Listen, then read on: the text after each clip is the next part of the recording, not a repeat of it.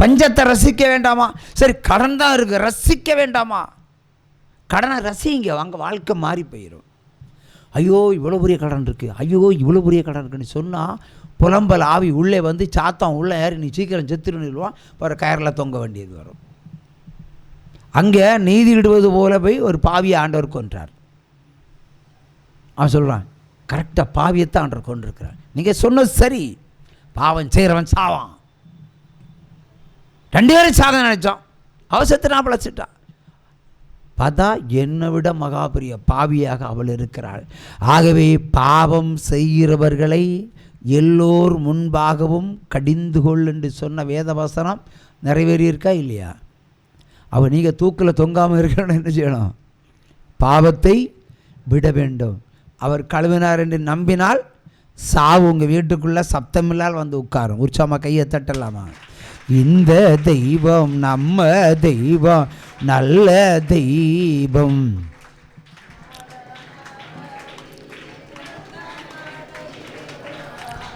இந்த தெய்வம் நம்ம தெய்வம், நல்ல தெய்வம்.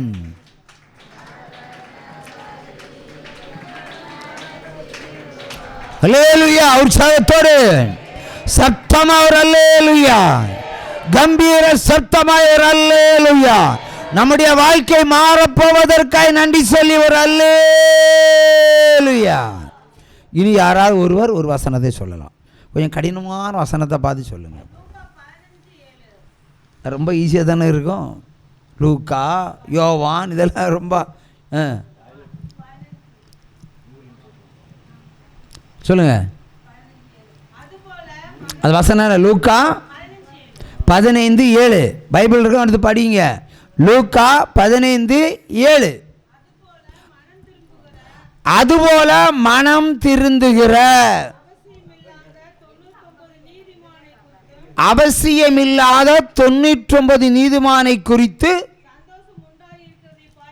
சந்தோஷம் உண்டாயிருப்பதை பார்க்கிலும் மனம் திரும்புகிற ஒரே பாவி நிமித்தம் மிகுந்த சந்தோஷம் உண்டு. உற்சாகமா கையை தட்டலாமா?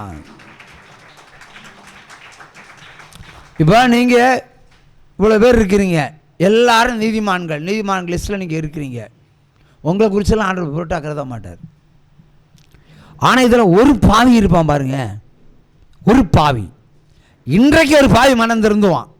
ஒரு பாவி இருக்கிறான், அவன் திரும்பினா, மனம் திரும்பினா பரலோகத்தில் மிகுந்த சந்தோஷம் உண்டாகும். பாவத்தை விட்டு இந்த செய்தியை கேட்டு பாவ நிவாரண பலி செலுத்தி என்னுடைய பாவங்கள் எல்லாம் கழுவப்பட்டு இனி பாவம் செய்ய மாட்டேன்னு உடன்படிக்கை பண்ணி தேவனை அவன் முழுமையாக ஏற்றுக்கொண்டால் பரலோகத்தில் 1,00,000 பேர் சேர்ந்ததுக்கு சமமாய் கர்த்தர் சந்தோஷப்படுவார். அல்லேலூயா! ஆகவே பாவிக்குத்தான் ஊழியம், நீதிமானுக்கெல்லாம் அவசியம் கிடையாது. நீதிமான் கற்றுக்கிடலாம், தெரிந்துக்கலாம். பாவி மனம் திருந்துவதுதான் மிகப்பெரிய சந்தோஷம். அன்றைக்கு இந்த பாவி மனம் திருந்தனால ஆண்டவருக்கு எவ்வளோ சந்தோஷம். 26 வருஷமாச்சு சிகரெட்டை விட்டு. நினைப்பேன் 26 வருஷமாச்சு சாராயத்தை விட்டு. நினச்சி பார்ப்பேன், பழைய வாழ்க்கையும் போல சந்திச்சு பார்ப்போம். 26 வருஷம் நான் சாராயம் குடிச்சிருந்தா நான் இன்னும் அதிகமாக பஞ்சத்தில் போயிருக்கணும் இல்லையா? ஒரு நாளைக்கு போன சண்டே தான் கணக்கு போட்டோம். ஒரு நாளைக்கு 500 வச்சு போட்டால் சாராயம் குடிக்கிறேன். 500 வச்சு போட்டால் 30 நாள் கணக்கு போடுங்க, எவ்வளவு? 10 வருஷத்துக்கு கணக்கு போடுங்க, 25 வருஷம் போடுங்க. சாராயத்தை விட்டாலே கோடீஸ்வரன் ஆகலான்னு போன செய்தி சொல்லியிருக்கிறோம். ஒரு ஏழை தொழிலாளி சாராயத்தை விட்டாலே கோடீஸ்வரன் ஆகலாம். விட்டு பாருங்க, நீங்களும் ஒரு கோடீஸ்வரன். அதுக்கு பரம்பரையான பணக்காரனாக பிறக்கணும்னு அவசியம் கிடையாது. கோடீஸ்வரன் வீட்டில் தான் நாம் பிரவேசிக்கணும்னு அவசியம் கிடையாது. தீய பழக்க வழக்கத்தை விட்டு மனம் திருந்தினால் இப்போதும் நீங்களும் ஒரு கோடீஸ்வரர் ஆகலாம். உற்சாகமாக கையை தட்டலாமா? அல்லேலூயா, அல்லேலூயா, அல்லேலூயா. கடுமையான ஒரு வேதவசனத்தை யாராவது ஒருவர் எடுக்கலாம். எரேமியா 13ஆம் அதிகாரம் 10வது வசனமா? படிங்க, சத்தம் போட்டு படிங்க. என் வார்த்தைகளை கேட்க மாட்டோம் என்று மறுத்து தங்கள் இருதயத்தின் கடினத்தின் நிமித்தம் கடினத்தின்படி நடந்து அந்நிய தேவர்களை சேவிக்கவும் அவர்களை பணிந்து கொள்ளவும் அவர்களை பின்பற்றுகிற இந்த பொல்லாத ஜனங்கள் ஒன்றுக்கு உதவாமல் போன இந்த கச்சையை போல் ஆவார்கள். உற்சாகமாக கையை தட்டலாம். அப்போது உட்காருங்க. தேவனுடைய வார்த்தையை கேட்டு நடவாமல் தேவன் அல்லாத தேவர்களுடைய வார்த்தையை கேட்டு நீ பின்பற்றி நடந்தால் ஒன்றுக்கும் உதவாத இந்த கச்சை, இது கர்ச்சிப்பு, இந்த கச்சையை போல் இருப்பீர்கள். அதாவது சும்மா இருக்கிற எரேமியாவை பார்த்து ஆண்டவர் சொல்கிறாரு, நீ நல்ல ஜவுளி கடையில் போய் நல்ல ஒரு துண்டு, ஒரு டவலோ ஒரு வேட்டியோ இல்லை பட்டு வேட்டியோ ஒன்று வாங்கிக்கோ. அவன் வாங்கிட்டான். நான் காண்பிக்கிற இடத்துக்கு போனான். குழியை தோண்டு, ஒரு மண்ணில் குழியை தோண்டு, ஒரு மரத்தடியில் குழியை தோண்டுறான். அதில் போட்டு முடிக்கோ. அவன் மூடுறான். கீழ்ப்படுதல் எப்படி இருக்கு? இதுதான் தீர்க்க தரிசனம். ஆண்டவர் என்ன சொல்கிறாரு? நல்ல ஒரு வேட்டியை எடுத்துக்கோ, ஒரு துண்டை எடுத்துக்கோ, அதை மண்ணுக்கடியில் புதைச்சி வை, கொஞ்ச நாளைக்கு பின்பு போய் அதை எடு. ஆண்டவர் இப்படியெல்லாம் சொல்லுவாரா? இன்னும் ஒரு கேள்வி கேட்டால், கேள்வி கேட்குறவன் தான் அந்த கிறிஸ்துக்குரியவன். அவர் என்ன சொன்னாலும் 1000 அர்த்தம் இருக்கும். என்ன சொன்னாலும் 1000 அர்த்தம் இருக்கும். அதில் அழகாக திரும்பவும் நான் சொல்லுகிறேன், முன்னாடி உள்ள வசனங்கள் படி ஒரு டவலை வாங்க சொல்கிறாரு, மண்ணுக்கடியில் புதைச்சி வைங்கன்னு சொன்னார், கொஞ்ச காலத்துக்கு பிறகு எடுன்னு சொன்னார். அது எப்படி இருக்கும்? உடுக்க முடியாதபடிக்கு ஓட்ட விழுந்து செதலரைச்சு இருக்கும்.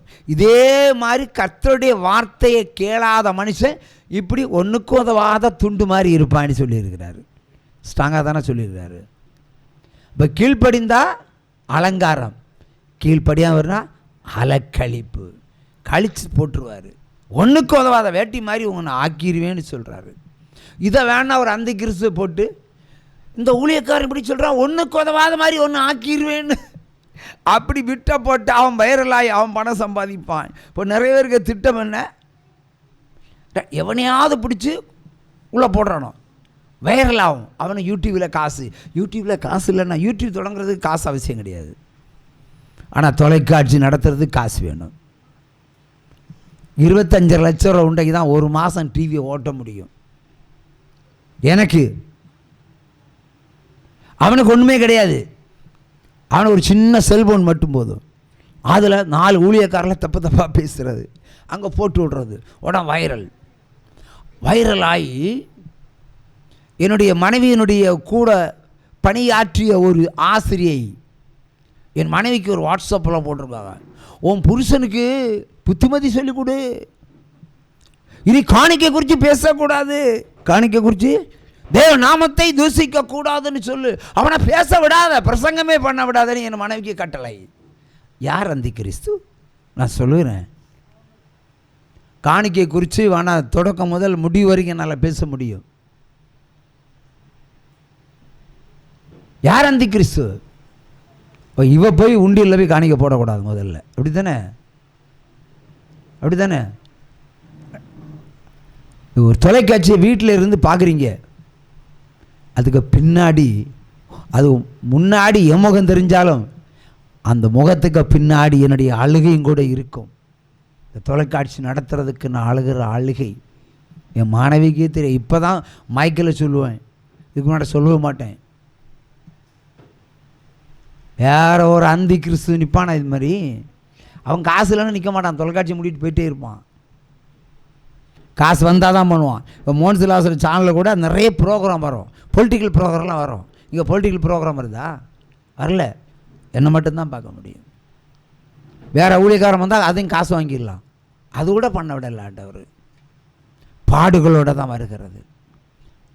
இந்த தொலைக்காட்சி விமர்சிக்கிறவன் ஜீவனோட இருப்பான் என்பதற்கு எந்த சாத்தியக்கூறும் கிடையாது. உச்சமாக கையை தட்டலாம். பிராப்பசியாக சொல்லுகிறேன், முடிஞ்சா சோதிச்சு பாரு. அல்லேலூயா. இந்த தெய்வம் நம்ம தெய்வம், நல்ல தெய்வம், மரணவரியம்தான் நடத்திடுவார். இந்த தெய்வம் நம்ம தெய்வம், நல்ல தெய்வம்.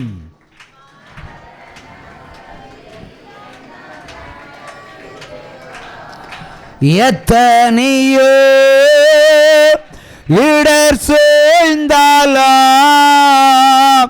அத்தனையும் தாங்க பலன் தருவார்.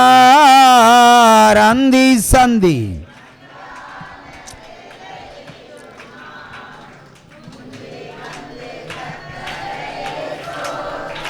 தேவன் சொல்லுகிறார், வானத்தையும் பூமியை உண்டாக்கின தேவன் இருக்க விட்டு, அவருடைய வார்த்தையை விட்டு நீ விலகி நீ இன்னொரு மார்க்கத்தை நோக்கி போனால் மண்ணிலே புதைத்தெடுக்கப்பட்ட புதிய வேட்டி, புதைத்தெடுக்கப்பட்ட வேட்டி பல மாதங்களுக்கு பிறகு எடுத்து பார்த்தா நஞ்சு பிஞ்சு போயிருக்கும். அதே மாதிரி உன்னை ஆக்கிடுவேன்னு சொல்லுவார். அப்படின்னால் எப்படி ஆக்குவாராம்? உன காற்றில் பழுதடைய செய்வார். கையை தட்டுங்க. விற்கிறத கும்பிட்டு அதான் நடக்கும். அடுத்தபடியாக அவன் கிட்னியில் ஒரு பஞ்சரை வச்சிருவார்.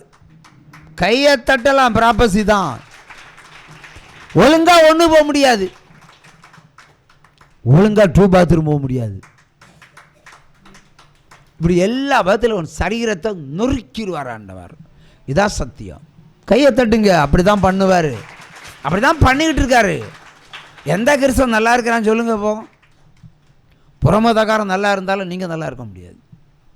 ஏன்னா நீங்கள் செய்கிற அக்கிரமங்களும் பாவங்களும் இன்னைக்கும் உங்களை பின்தொடர்ந்து வருகிறபடியினால், இல்லை என்றால் முற்பிதாக்களினுடைய அக்கிரமம் உன்னை தொடர்வதனால் உன்னுடைய வாழ்க்கையில் சந்தோஷமே கிடையாது.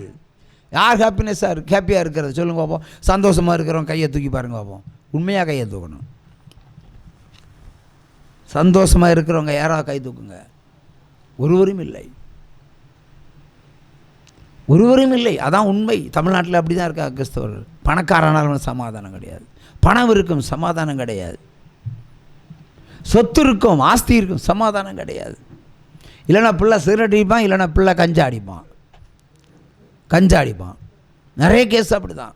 இன்றைக்கி ஒரு அம்மா கூப்பிட்டாங்க, சரியாக 9:40 கூப்பிட்டாங்க. ஒப்பாரி வச்சு ஆள்றாங்க. இன்றைக்கி மீட்டிங் முடிஞ்சு தான் அந்த அம்மாவுக்கு ஃபோன் போடணும். என் பையன் தப்பான ஒரு பொண்ணை செலக்ட் பண்ணி வச்சுட்டு அதை தாங்கலன்னு பண்ணி சொல்லிடுவான். மானம் மரியாதை எல்லாம் போகுது. பாஸ்டர் கொண்டு ஜெபம் பண்ணுங்க அவமானம் திருந்துறதுக்கு. அழுகை ஒரு தாயினுடைய கண்டல். இங்கே மகனை நாயெல்லாம் ஊழியம் செய்த மகனை மட்டும் பார்க்க மாட்டேன். இந்த மகன் இன்றைக்கு இந்த பாவத்தை செய்கிறான்னு சொன்னால் தாய் என்ன பாவம் செய்தாள், தகப்பன் என்ன பாவம் செய்தான், முன்னோர்கள் என்ன செய்தார்கள், ஏன் இதை செய்து கொண்டிருக்கிறார், இவனுக்குள்ள அசுத்த ஆவியா, பாவத்தின் ஆவியா, சாபத்தின் ஆவியா, மரணத்தின் ஆவியா, இதெல்லாம் பார்த்து ஆராய்ந்து பதில் சொல்லுகிற ஒத்த ஊழியம் 1000 ஊழியத்துக்கு சமம். ஒரு சமகையாக அதெல்லாம் அப்படி தான் பதிலளிப்பேன். அதான் மேட்ரு. அதான் தேவனுடைய கிருபை. நான் பதிலளிக்கிறேன்னு சொன்னால் தேவன் எனக்கு பதிலளிக்கும் போது நான் பதிலளிக்க முடியும். இல்லை என்றால் ஃபைல் இஸ் பெண்டிங்கில் இருக்கும். இதான் உற்சாகத்தோடு கையை தட்டுங்க. பிள்ளைகளால் பெற்றோர்களுக்கு இன்றைக்கி சமாதானமே இல்லை. நான் சமாதானத்தை எடுத்து போட வந்தேன், பட்டயத்தையே அனுப்ப வந்தேன்னு சொன்னார் இயேசு கிறிஸ்து. அப்படி தானே சொன்னார். சமாதானத்தை கொடுக்க வந்தேன், பட்டயத்தை எல்லாம் அனுப்ப வந்தேன். அப்போ வீட்டுக்கு வீடு பட்டயம் இருக்கிறது, வீட்டுக்கு வீடு உபத்திரம் இருக்கிறது, வீட்டுக்கு வீடு தரித்திரம் இருக்கிறது, பஞ்சம் இருக்கிறது. அப்போ ஏன் இவைகள் தொடர்கிறன்னு சொன்னால், ஒன்றை நீ கழுவினால் வாழ்க்கை செழிக்கும். சொடுக்கு விட்டு 60 நாளாக வீட்டில் கல்யாணம். உற்சாகமாக கையை தட்டுங்க. சொடுக்கு விட்டாச்சு. அல்லேலூயா. இந்த தெய்வம் நம்ம தெய்வம் நல்ல தெய்வம்.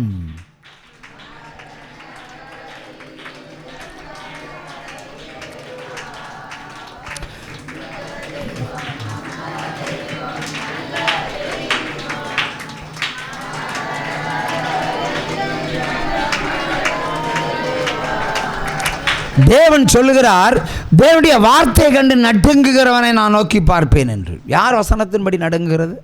தேவனை குறிச்சே பயம் கிடையாது. தேவனை குறிச்சே பயம் கிடையாது. இயேசு கிறிஸ்துவை கொண்டு பயப்படுறவங்க எல்லாம் கையெழுத்துக்கு போகலாம். இயேசு கிறிஸ்துவை கண்டு பயப்படுகிறவர்கள் அதிகமாக நான் தான் பயப்படுவேன்.